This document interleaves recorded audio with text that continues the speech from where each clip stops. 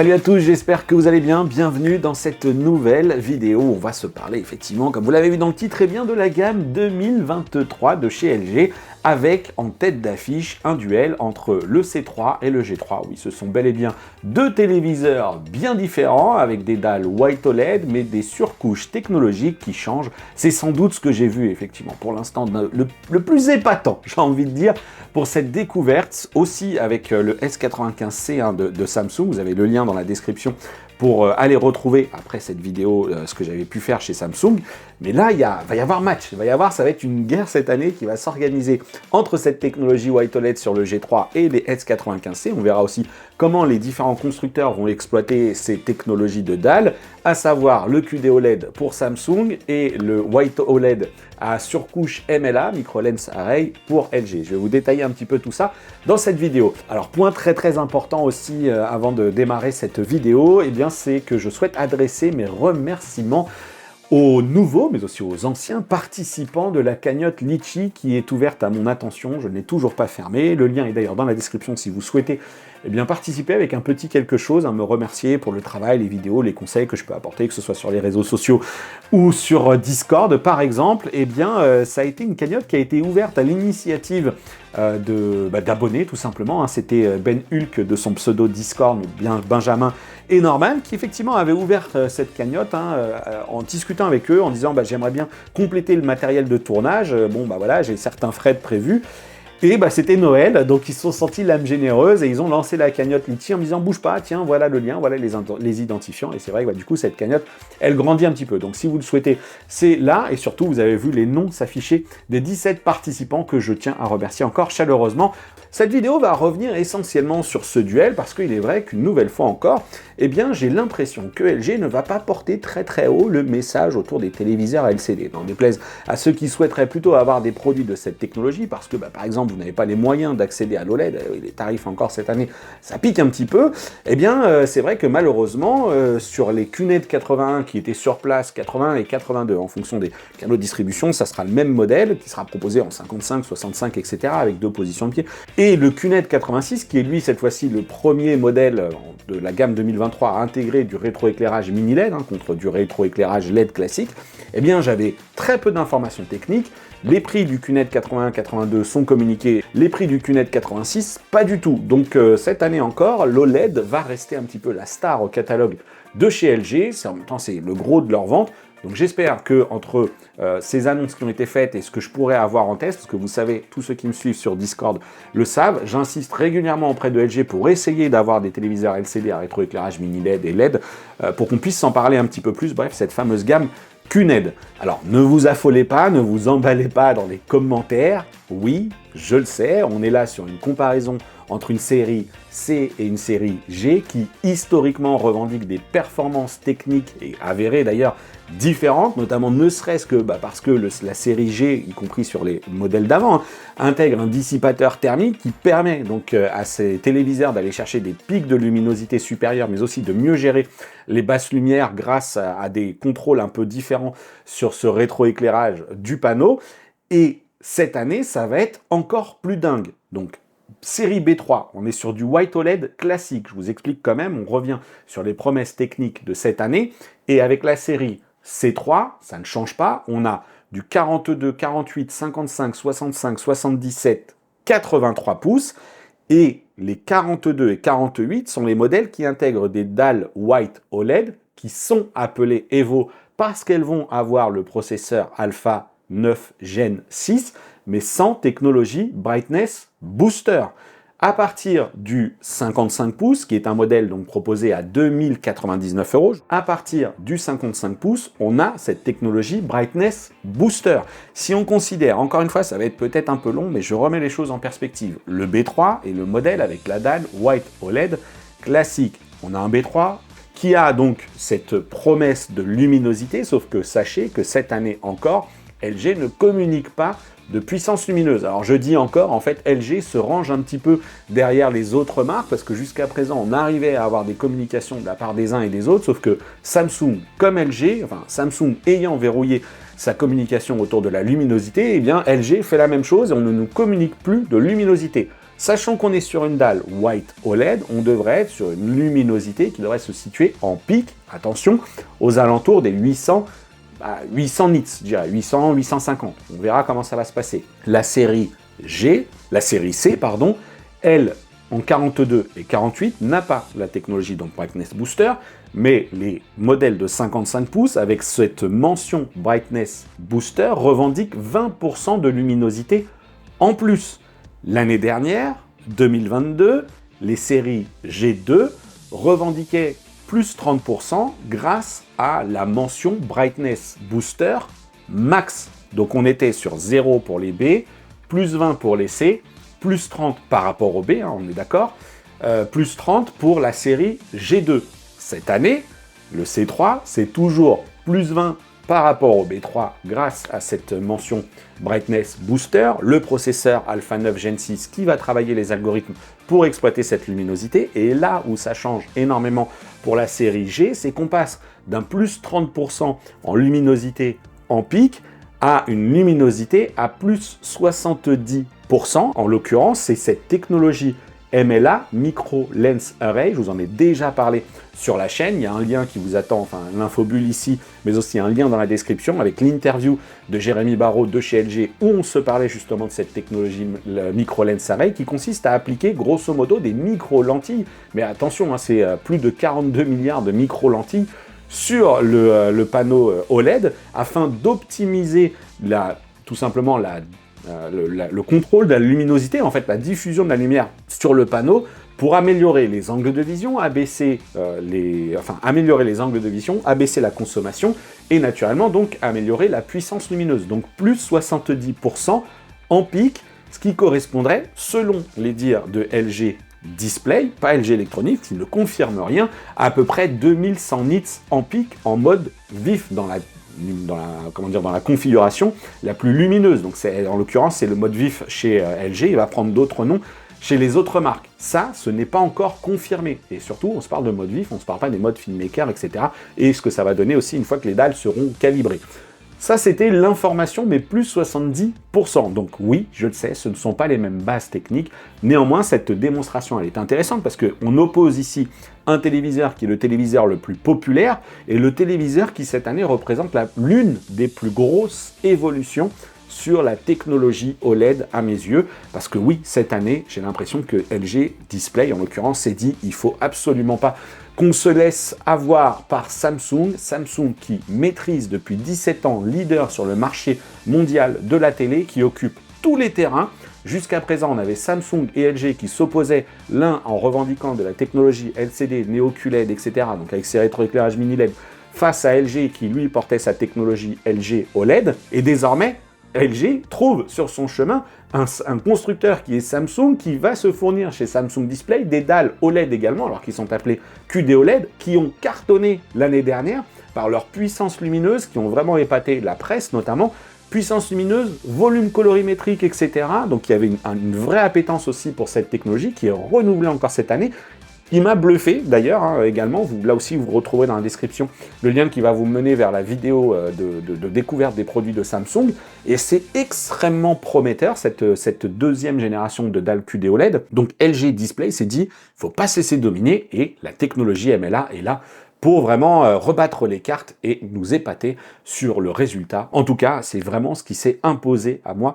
Alors si je vous ai volontairement cité le prix du 55 C3 de cette année, 2099 €, eh bien c'est évidemment pour le mettre en opposition aussi, ne serait-ce qu'à un 55 G3, mais vous avez à côté de moi les autres tarifs qui s'affichent, et voilà, il y a un écart de 500 €, donc c'est considérable, et effectivement, je ne passe pas à côté de cela aussi. Alors avant de passer à notre duel entre ce C3 et ce G3, dernière petite précision liée au MLA, j'en parlais dans la vidéo avec Jérémy, le Micro Lens Array n'est appliqué qu'au 55, 65, 77 pouces. Le 83 pouces en G3 n'en profite pas actuellement.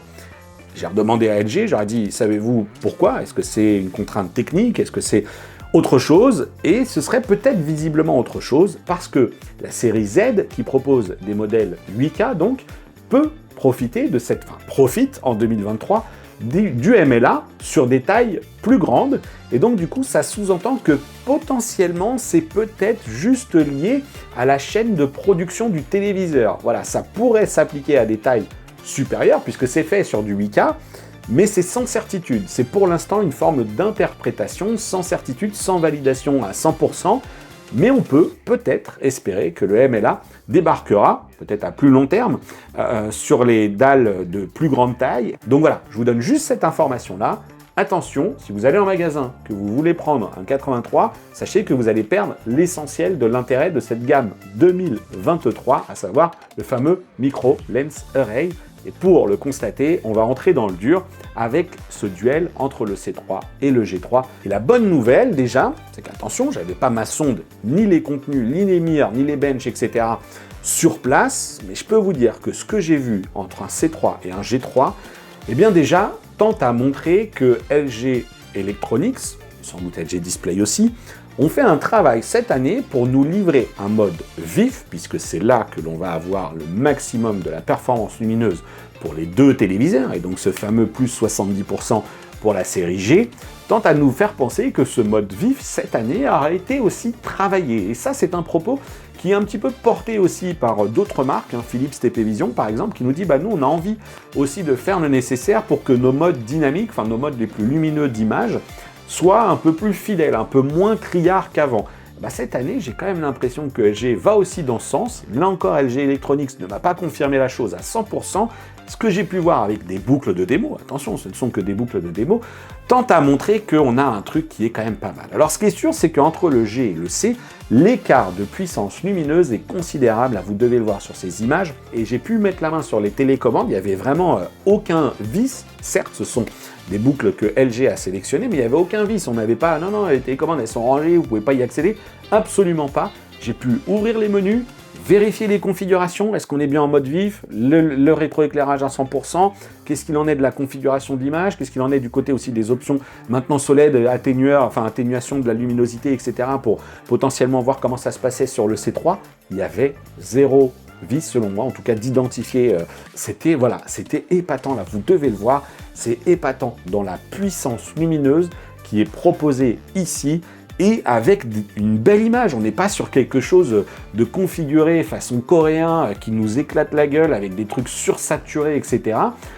Vraiment, c'était... Alors oui, les boucles de démo sont, elles, très colorées, donc du coup, ça aide à peut-être rendre quelque chose de finalement très chatoyant, mais qui semble presque convenir par rapport à peut-être ce qu'on peut avoir, ce qu'on aura avec certains programmes TNT, avec certaines séries, etc. En tout cas, c'était assez bluffant et c'était saisissant aussi dans les angles de vision. Alors LG revendique qu'effectivement, on a le super anti-réflectif cette année, le fameux SAR, qui est un filtre anti-reflet qui est appliqué au LG Flex, le fameux moniteur qui se courbe en fait. Ça fait partie de la gamme des téléviseurs, mais plutôt à considérer comme un téléviseur gaming moniteur, qui est d'ailleurs présent sur place. En tout cas, on a ce fameux super anti-réflectif qui est un filtre qui va annuler les reflets de la lumière. Alors ça reste une dalle quand même assez brillante, et en même temps vous savez que je suis un espèce de psychopathe sur ces dalles OLED qui reflètent beaucoup la lumière, qui sont de véritables miroirs, mais en même temps ce qu'on constate sur les téléviseurs LCD de plus en plus, c'est pas beaucoup mieux. Donc faut aussi que je me ravise un petit peu sur ce point-là, sauf que il est vrai que les téléviseurs LCD mini LED ont plus de puissance lumineuse, donc ça compense. Surtout il y a certaines marques qui ont des pieds rotatifs, et des pieds rotatifs aussi sur l'OLED pour certaines marques, donc privilégiez ça si jamais vous avez des grandes baies vitrées chez vous. Et après, j'ai envie de dire maintenant pour les deux technologies, la bonne nouvelle, c'est que cette année, le G3 va livrer une telle puissance lumineuse que là aussi, lui, va commencer à réduire un petit peu cette contrainte. Lorsqu'il n'est pas accroché au mur, parce que je rappelle que la série G, c'est un modèle galerie qui est fait pour s'accrocher au mur. Vous l'avez là avec quelques images, un modèle de plus petite taille, mais c'est vrai que c'est saisissant, c'est bluffant de voir son téléviseur, le fameux zéro gap, collé au mur avec cette fixation spécifique. Et vous pouvez acheter en option le pied qui lui va vous être livré avec des caches en plus pour finalement masquer ce système de fixation murale. Bref, il va vous être livré avec le pied qui est toujours un pied rotatif comme j'ai pu en parler dans le G2. Là aussi, le test du G2 en infobulle est dans la description, mais restons sur cette vidéo d'abord. Mais dans les angles de vision, c'est fou, c'est vraiment saisissant, là encore. Et vraiment, alors, fonction de la configuration de l'espace LG, voilà, je me suis placé tantôt sur la droite, tantôt sur la gauche, donc j'avais tantôt dans mon champ le plus proche le C3, et puis tantôt le G3, et dans un cas comme dans l'autre, bah c'est saisissant, c'est saisissant. Et vraiment, ce que vous avez là à l'image, alors moyennant évidemment les quelques problèmes de réglage, sachez que je n'étais jamais en mode automatique, c'est-à-dire que les images que vous voyez, avec le G3 à droite et le C3 à gauche, profitent systématiquement des mêmes réglages de caméra et les mêmes boucles de démo, et là aussi, vous devez voir que c'est quand même saisissant de différence. Je n'ai pas d'informations liées, encore une fois, plus précises aux écarts de luminosité. LG compte sur nous pour les mesurer. Et je n'ai pas d'infos aussi, et ça c'est un petit peu dommage, sur les écarts liés à la consommation électrique. Autre parenthèse technique dans cette vidéo, je ne sais pas si j'arriverai à vous en faire une vidéo dédiée, mais en tout cas, il y a un truc qui est très important sur la gamme 2023. Et pourquoi je vous dis que je ne sais pas encore si j'en ferai une vidéo dédiée, tout simplement parce que la vidéo existe par ailleurs, elle a été faite par Vincent Teo de HD TV Test, avec qui j'avais pu discuter notamment sur l'événement Samsung Summit. On avait échangé un petit peu rapidement sur ce qu'on pensait mutuellement des gammes 2023, alors c'était avant de voir ce que LG allait nous proposer. Et il a fait un truc, le lien est dans la description, où il parle du nouveau firmware des téléviseurs LG pour 2023, qui est le 3.10.19, que j'ai pu voir lorsque je suis retourné une deuxième fois, donc cette deuxième fois chez LG, puisque les téléviseurs avaient été mis à jour. Comment je m'en suis rendu compte? Eh bien tout simplement parce que lorsque j'ai fait les comparaisons du C3 et du G3 lors de la première visite, on avait une différence évidente dans les modes vifs lorsqu'on plaçait les deux téléviseurs. Ensuite, on avait ces boucles qu'on pouvait mettre en mode filmmaker et en mode aussi cinéma Dolby Vision. C'était des modes qui étaient proposés et donc qui étaient compatibles avec les boucles parce qu'on avait toutes les boucles étaient HDR et certaines étaient donc Dolby Vision. Et on avait une différence qui était un peu moindre. Ça se voyait toujours. On avait les angles de vision qui étaient eux aussi toujours un peu différents. Mais c'était plus aussi flagrant. Il y avait que par rapport au mode vif, j'entends. Et cette deuxième visite, lorsque j'ai mis les deux boucles, je me suis dit, wow, c'est fou, parce que y compris lorsqu'on était en mode cinéma Dolby Vision, eh bien, l'exploitation de la dynamique de cette dalle MLA était vraiment meilleure, avec aussi cette colorimétrie qui restait assez dingue. Et ça, c'était quand même un truc qui m'a alerté et qui m'a fait me dire, est-ce que LG n'a pas, dans cette mise à jour 3.10.19, appliqué des choses qui concernent également les autres modes du téléviseur? Et pourquoi je vous parle de ça? Eh bien parce que ce firmware 3.10.19 a réglé un problème historique des dalles White OLED, alors qui concernait aussi les autres constructeurs, qui concernait notamment Sony, Panasonic, mais ces deux derniers avaient appliqué des algorithmes maison pour réduire l'impact de cet assombrissement de l'image, puisque c'est de cela qu'il s'agit. Et la vidéo de Vincent Teo met ça parfaitement en avant, encore une fois, lien dans la description. Vous allez voir ce que fait un téléviseur White OLED lorsque l'électronique, par le biais de différentes technologies, qui sont notamment l'APL, l'Average Picture Level, qui est différent de l'ABL, c'est effectivement les technologies ABL et ASBL, qui sont l'Automatic Brightness Limiter ou l'Autostatic Brightness Limiter, qui sont des technologies qui assombrissent les images fixes, et ça va rester en 2023. Ce qui change, c'est la gestion de ce fameux GSR, le Global Sticky Reduction, et le TPL, le fameux Temporal Peak Luminance, qui vont être un petit peu différentes. Toutes ces technologies qui sont liées à protéger la dalle OLED contre les phénomènes de marquage, et ça se faisait en abaissant la luminosité du téléviseur lorsque l'électronique considérait que l'image qui était affichée était trop fixe pour provoquer de la surchauffe et créer du marquage. Et là-dessus, boum, la luminosité tombait, et on le voit bien dans la vidéo de Vincent, ça tombe mais dès 5, 6, 7 minutes jusqu'à en devenir très très sombre. La mise à jour 3.10.19 permet de corriger cela, et cette fois-ci de manière sans que vous ayez rien à faire, parce que oui, certains utilisateurs avaient par exemple des télécommandes dites de service qui leur permettaient d'aller dans les menus cachée du téléviseur et de désactiver cette fonctionnalité. Sauf que si vous la désactiviez, eh bien, il y en avait une trace dans l'électronique du téléviseur et vous pouviez annuler la garantie du TV. Donc ça, c'était un risque. Désormais, la luminosité, comme il l'explique aussi, reste constante dans le temps. Attention, comme je le redis, sur les images fixes, la dalle OLED se dit toujours « Oh là, image fixe, j'abaisse ma luminosité ». Image fixe avec les logos, etc., tout ça, la gestion de tout ce qui est phénomène anti-marquage va rester, mais ça va être une bonne nouvelle. En revanche, j'ai posé la question à LG et je leur ai demandé est-ce que ça va s'appliquer au modèle de 2022, un C2, un G2 par exemple. Je n'ai pas de réponse. Pour l'instant, en tout cas, ils ne nous ont pas dit que ça serait déployé sur les modèles de l'année dernière. Donc là, déjà, je pense que pour tous ceux qui ont acheté un modèle 2022, il y a de quoi grincer, enfin, il y a de quoi serrer un peu les dents. Parce que, voilà, déjà, non seulement on ne va pas avoir WebOS 23 qui apporte ces nouveautés dont je vous parlerai dans une vidéo dédiée, comme je l'ai dit, mais en plus, on ne va pas avoir, cette fois-ci, le côté un peu débridé du téléviseur. Donc, ça sera à LG d'arbitrer. Est-ce qu'on le déploie et ça ne remet pas en question la fiabilité de nos dalles White OLED, ou est-ce qu'on ne le déploie pas et finalement, ça va concerner que les modèles 2023. Ça, c'est un peu triste quand même. Alors là, cette expérience, je vous en parlerai évidemment plus en détail dans la partie test. Mais on peut se faire rapidement une petite aparté sur les évolutions qui vont concerner cette fois-ci le mode jeu. Dolby Vision Ultra HD 120 Hz, on n'aura pas encore de 144 Hz sur les dalles OLED, White OLED LG, mais on va avoir du 120 Hz. Et la Game Bar qui évolue, elle, alors effectivement, elle se présente sensiblement toujours de la même manière, et cette année, eh bien, on va retrouver toujours les modes standards, RPG, FPS, etc. Bizarrement, je ne sais pas pourquoi j'ai pas pu y accéder, il était bloqué en mode standard, je n'ai pas compris pourquoi. En revanche, que l'on voit débarquer effectivement dans les menus de la Xbox Series X qui était branché, eh bien c'est le support du Dolby Vision à 120 en Ultra HD, donc ça c'est une très bonne nouvelle aussi.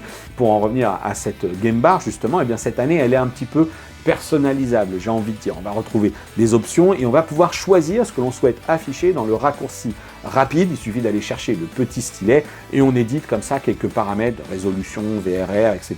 qu'on va pouvoir mettre en tant que raccourci direct visuellement, c'est-à-dire qu'on va choisir ce que l'on veut voir s'afficher directement. Bon, c'est une petite et légère évolution. Donc voilà, même sur un C3, j'ai trouvé l'expérience très intéressante. Et dans les grandes lignes aussi, WebOS 23, pour conclure là-dessus un petit peu, sachez qu'effectivement ça évolue surtout sur la partie maison connectée, avec effectivement aussi l'accessibilité à des quick cards. Mais vraiment, je vous réserve une vidéo dédiée à cela, parce que voilà, j'avais vraiment tapé sur WebOS 22, j'étais vraiment pas content, je les avais taxés de nous livrer des OS avec des grosses pages de pub qui étaient vraiment pénibles, au détriment de nos contenus que l'on souhaite nous consommer ou qu'on a commencé à consommer. Tout n'évolue pas pour le mieux, mais il y a de belles évolutions quand même sur lesquelles je reviendrai avec évidemment cette vidéo dédiée à WebOS 23.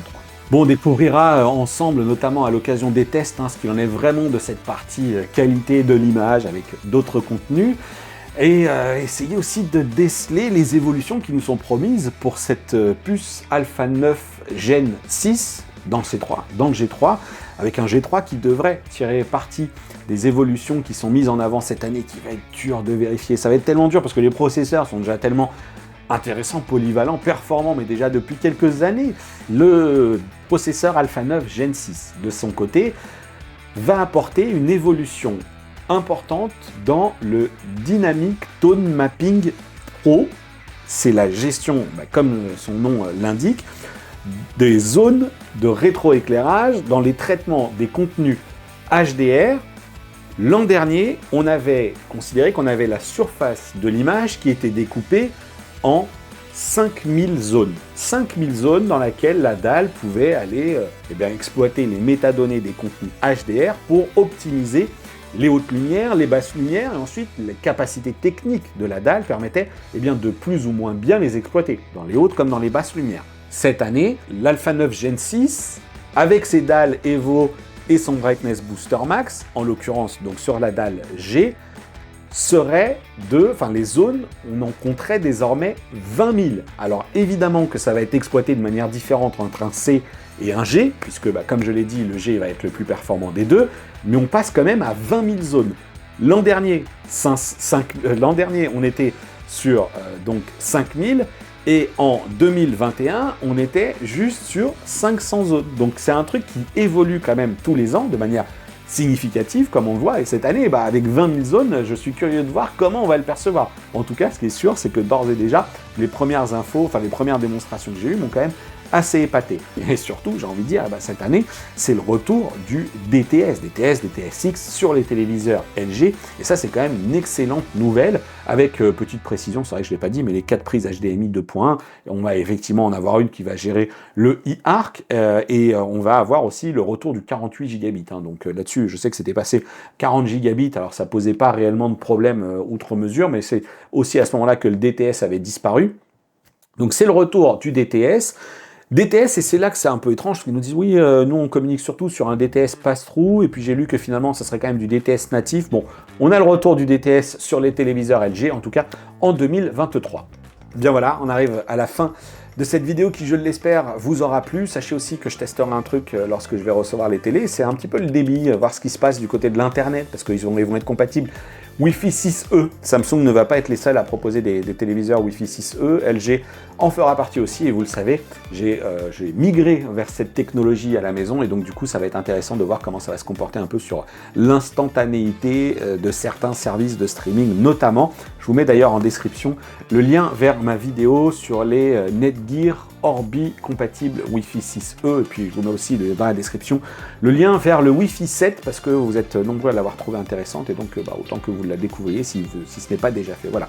Je vous remets les prix des C3 et des G3, et je vais peut-être les ajouter aussi dans la description, parce qu'il y a quand même une palanquée de tarifs. N'hésitez pas à me poser vos questions dans l'espace commentaire si vous le souhaitez. Vous retrouverez aussi dans la description le lien vers notre groupe de discussion Discord, et puis vous voyez aussi s'afficher les liens vers les réseaux sociaux sur lesquels j'essaye de vous répondre le plus souvent possible. Mais il est vrai que le Discord ça marche très très bien, et les commentaires aussi, j'essaye d'y revenir le plus souvent possible. Surtout si cette vidéo vous a plu, eh bien n'hésitez pas, vous savez quoi faire, le pouce qui va bien, qui motive également et qui m'aide évidemment. N'hésitez pas aussi à participer si vous le souhaitez. Vous savez que vous avez les fonctionnalités de Super Thanks si jamais vous souhaitez me remercier pour le travail, et est toujours ouverte. Je n'ai toujours pas fermé encore cette cagnotte Litchi qui effectivement a été ouverte à l'initiative de certains des abonnés que je remercie encore une fois pour effectivement si vous souhaitez participer, et tout simplement en fait à l'achat d'un nouveau matériel, en l'occurrence d'une caméra supplémentaire pour lorsque je souhaite être en déplacement, etc. Bref, il y a une cagnotte qui est ouverte à mon attention si vous le souhaitez. Voilà. Je vous dis à bientôt pour une prochaine vidéo, et d'ici là, portez-vous bien. Ciao!